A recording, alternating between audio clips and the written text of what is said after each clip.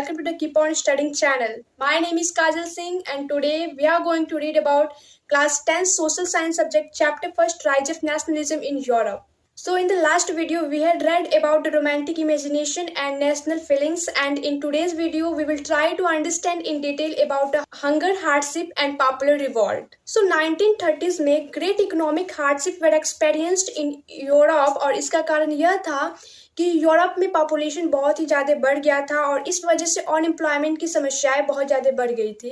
तो लोगों के पास काम नहीं थे करने के लिए, तो इस वजह से जो गांव के लोग थे वो शहरों में पलायन कर रहे थे और यह सोचकर कि उन्हें शहर में जो है वो कुछ काम मिल जाएगा करने के लिए। लेकिन इससे कुछ हुआ नहीं, बल्कि शहर में जो है वो स्लम एरियाज क्रिएट होने लगे और शहरों की हालत जो है वो काफ़ी बिगड़ने लगी।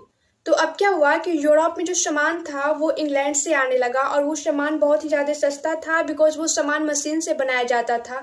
तो इससे सबसे ज़्यादा लॉस स्मॉल स्केल प्रोड्यूसर्स को हुआ, बिकॉज वो जो सामान बनाते थे वो हैंडमेड सामान था, इस वजह से उनका सामान थोड़ा एक्सपेंसिव था। लेकिन जो लोग थे वो यूरोप के सामान को ज़्यादा प्राथमिकता देते थे, बिकॉज वो ज़्यादा थोड़ा सस्ता था। इस वजह से सबसे ज़्यादा लॉस जो है वो स्मॉल स्केल प्रोड्यूसर्स को हुआ। और इसी दौर में जो फसलें थी वो भी खराब होने लगी, तो फूड प्राइजेस जो है वो बहुत ही ज़्यादा बढ़ गया। तो इस वजह से लोगों को खाने के लिए भी स्ट्रगल करना पड़ रहा था। वही जो रिच पीपल थे उनको कोई फर्क नहीं पड़ रहा था, बिकॉज उनके पास मनी था।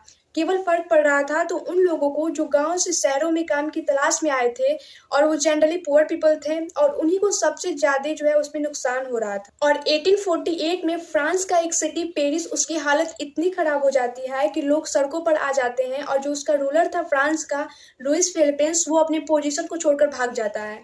अब जब राजा ही नहीं रहा तो कंट्री को रन कराने के लिए कोई तो चाहिए ही, तो इसी के लिए नेशनल असेंबली को क्रिएट किया गया। और ये जो नेशनल असेंबली क्रिएट हुआ, ये फ्रांस को रिपब्लिक कंट्री डिक्लेयर कर दिया, यानी कि फ्रांस अब नेशनल स्टेट बन चुका था। नेशनल असेंबली के आने के बाद उसमें कुछ चेंजेस आए, जैसे कि बेसिकली दो चेंजेस आए। पहला चेंज था कि सबको वोटिंग का राइट मिल चुका था, यानी कि जितने भी मेल्स थे जो 21 ईयर्स के एबव थे उनको वोटिंग का राइट मिल चुका था। लेकिन इसमें विमेंस को इन्वॉल्व नहीं किया गया, विमेंस को अभी भी वोटिंग का राइट नहीं दिया गया था। और जो सेकंड चेंज था वो था राइट टू वर्क प्रोवाइड कराया, यानी कि सबको काम करने का राइट प्रोवाइड कराया गया।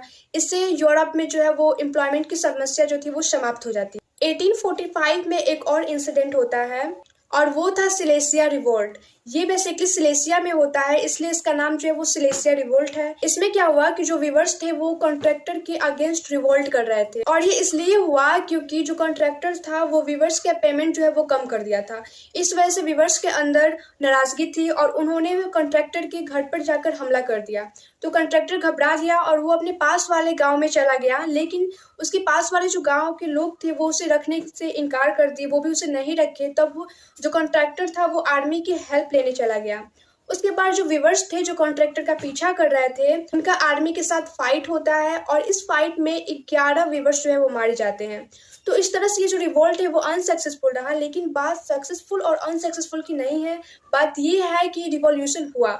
उस समय पूरे यूरोप में रिवॉल्यूशन चल रहा था। सो ये रहा आज का topic. I hope that you found this video helpful. That's all for this video. Thank you.